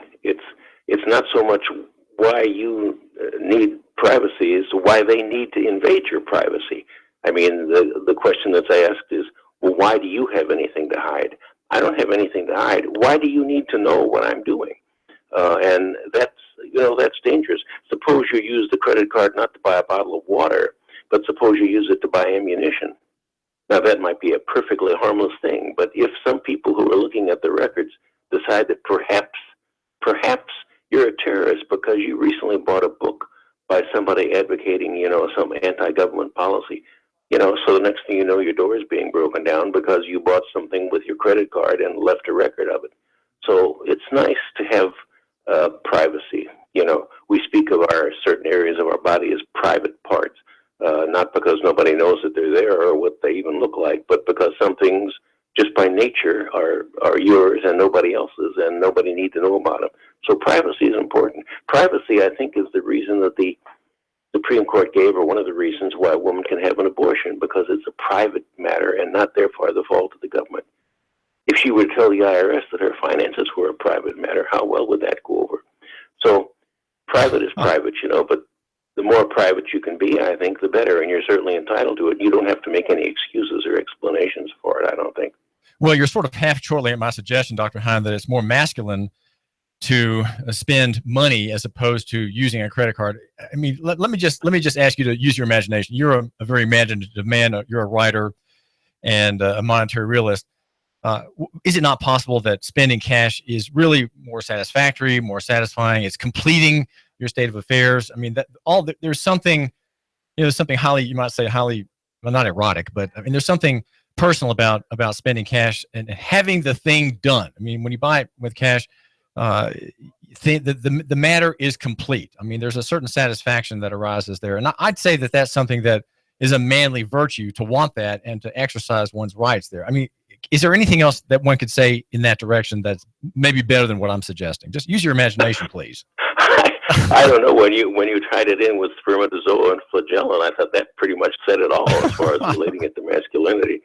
But I like your idea. But I use that example, Dr. Hein, to describe the credit card transaction, not the cash outlay. The cash outlay is complete. You used it to illustrate how. I used it for the other side, not our side. Yes, I see, but it still kind of took my breath away. The idea that you mentioned that appeals to me much is that when you buy something with cash, it's over. You don't have to wait till the end of the month or whenever and get a bill and then have 10 days or two weeks, excuse me, in which to pay it. You know, the transaction is done and finished. And the person from whom you bought something and gave cash for it, it's finished with him too. He doesn't have to wait till something clears through the bank and then he gets some numbers added to his account and he can say, I've been paid.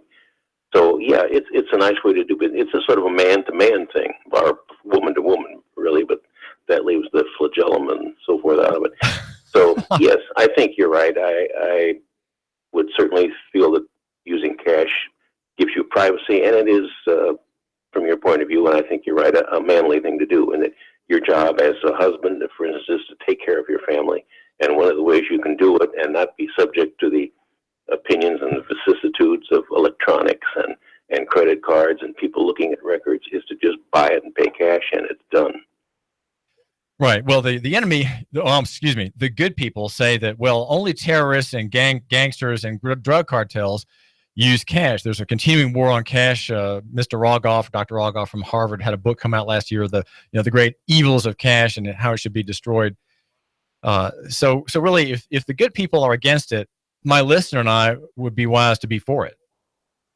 I'd be careful about calling them the good people, Mr. Tulis. I know you're speaking with your tongue in your cheek there, but the reason that the so-called good people are against cash is simply because, as I said before, you can deal privately with cash, and privacy is something, along with free speech and a bunch of other things, that our rulers really abhor. I mean, if they're going to control us, they have to control us. And one of the ways to do that is by eliminating cash, so that everything we buy, everything we sell will be recorded, the time recorded, the place recorded, the amount recorded. That's what they want. They don't really give a hoot about drug dealers using cash. That's just an excuse they want to use to take care of us.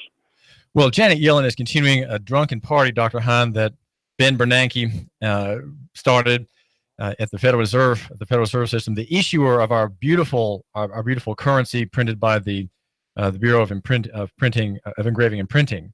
And I'm holding in my hand for our viewer on YouTube and our viewer on Facebook a series of bills here. On the top is the estimable bearded visage of General Grant.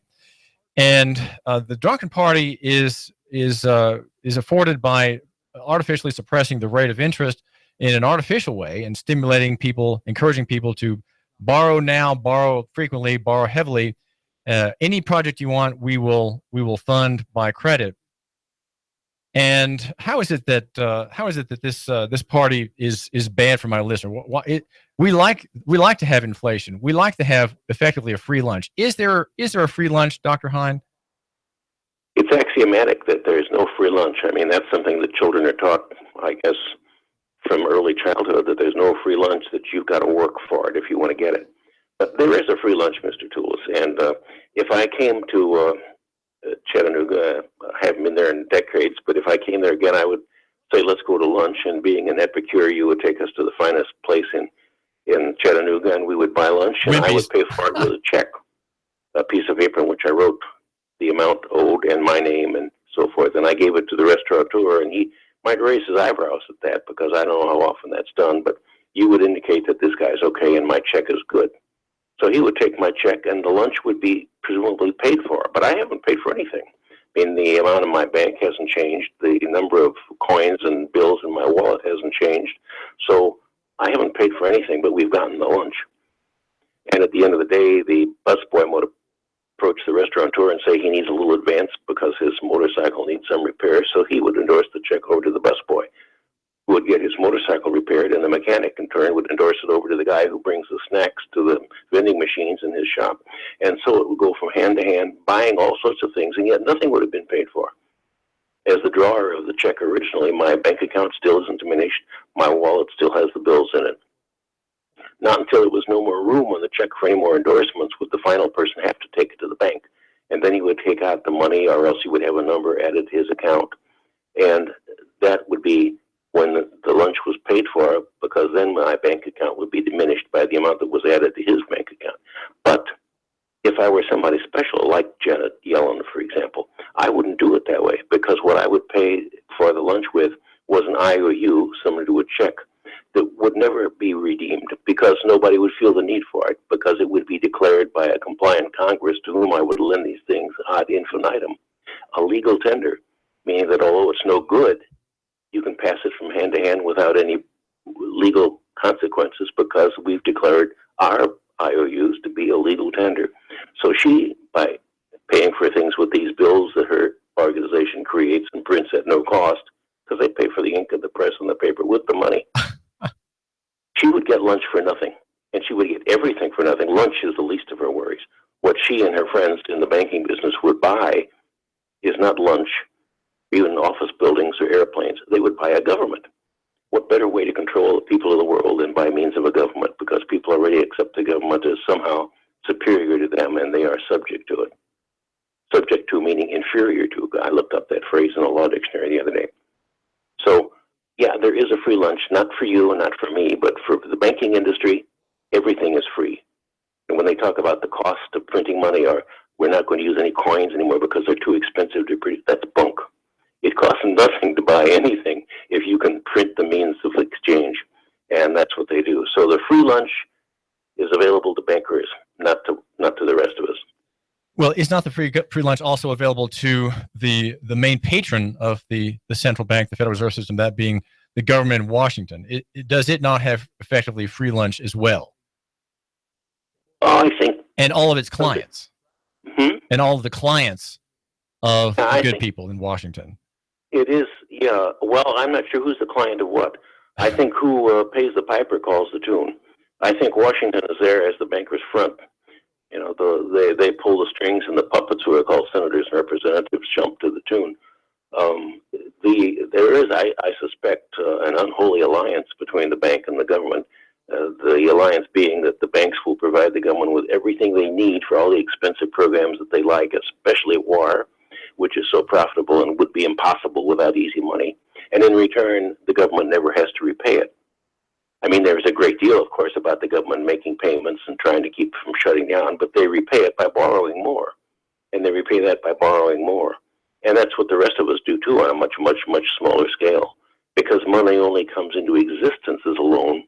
Therefore, the loan can never be repaid because the interest is always added to it. And the interest then must be borrowed. And it's a vicious circle, keeps going on and on and on and on. And we can see that the money supply is going up like a rocket.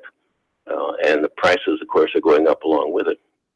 But sooner or later, this whole gigantic bubble will burst, and that will be a real day of reckoning.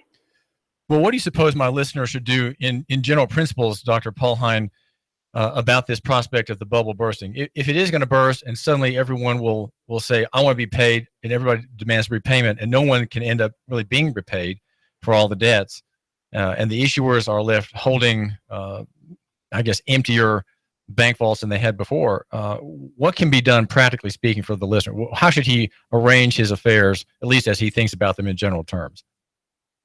I think we have to reconsider the idea of barter. When people speak of barter, especially those people whom you designate as, well, what I designate as our enemies, they always define it in ridiculous terms. Like people. A person has an apple and wants an orange, so he has to find somebody with an orange who wants an apple. That's absurd. I mean, bartering was hardly ever done on that basis, although it could have been.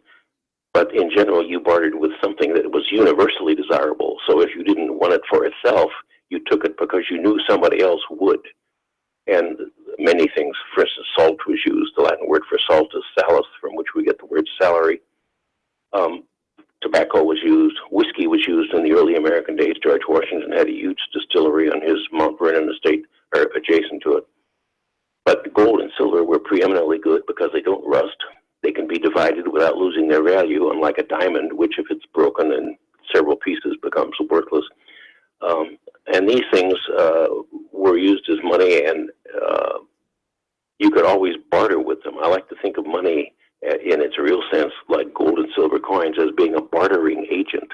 And people, if the entire economy collapses and they still need to buy food and so forth, if they have a supply of the old silver quarters, for example, those will go very far, I'm sure, in obtaining the necessities of life. And I read someplace years ago that when the economy collapsed in Germany in the 1920s and money was being printed so fast it was only printed on one side, and a loaf of bread cost $1,000 one day and $1 million a few days later, that very quickly they became an established bartering system whereby you could buy certain things for certain amounts of silver or gold or so forth.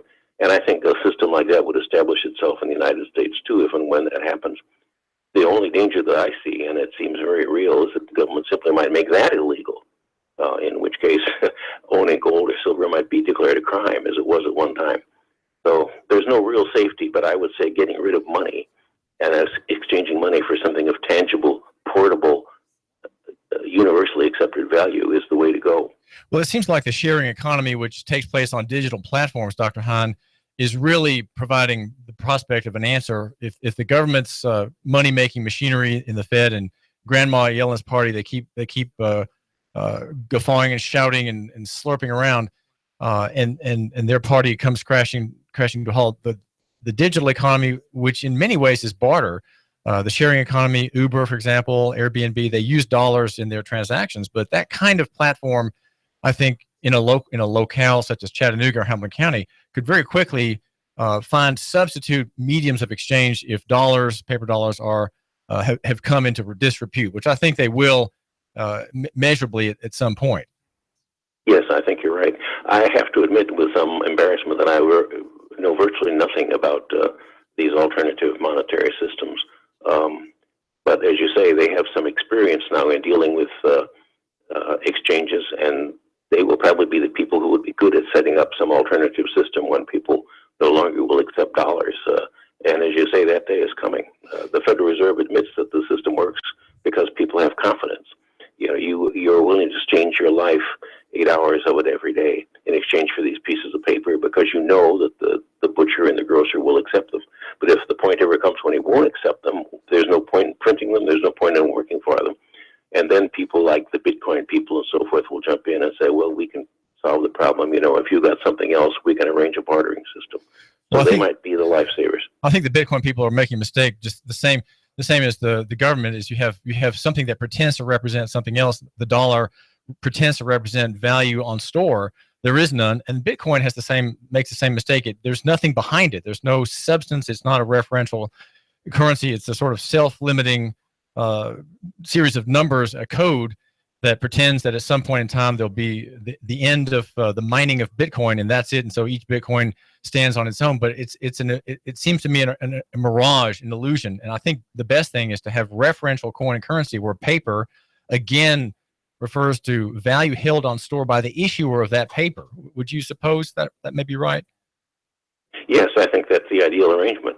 But if the current paper system collapses, Bitcoin, of course, will go with it, except that, as you suggested, at least as I interpreted you, to say that they do have a mechanism set up for making exchanges. And worldwide, I was just watching a program the other night about Bitcoin. I think it was Bitcoin in China. And the many, many people that are employed with it now, they have these thousands of computers in caves keeping track of all this stuff, and people working day and night to make sure everything is functioning. So that would be a mechanism that would be set up to, when the paper money finally attains its own intrinsic value of the zilch, these might be the people who have the experience and the technique of setting up an arrangement where we deal with real money. Dr. Hein, this is David Tulis. We're talking with Dr. Paul Hein. Dr. Hein, thank you so much for joining us here at Nooga Radio. My pleasure, Mr. Tulis. This is David Tulis, and we are glad you were with us. Thank you. The Tennessee Valley's news, talk, and sports leader. Nooga Radio, AM 1240 and 92.7 FM. I've been a customer at SNS 14 years. It's way out of my way, but I'm well treated. I believe what I'm told. Price is reasonable. David Tulis here. Make an SNS appointment today. This week, get $50 off any 30,000-mile service or timing belt repair. And get a free combat knife as a gift. SNS Auto Repair specializes in Toyota, Lexus, Honda, Acura, Scion, Nissan, and Infiniti. 6-time winner of Best of the Best award in the Times Free Press. 855-3436. ssautorepair.net. 855-3436. Need a tiller to get things going for the spring? Spiff up your porch, maybe your deck? Come on by and get a pressure washer.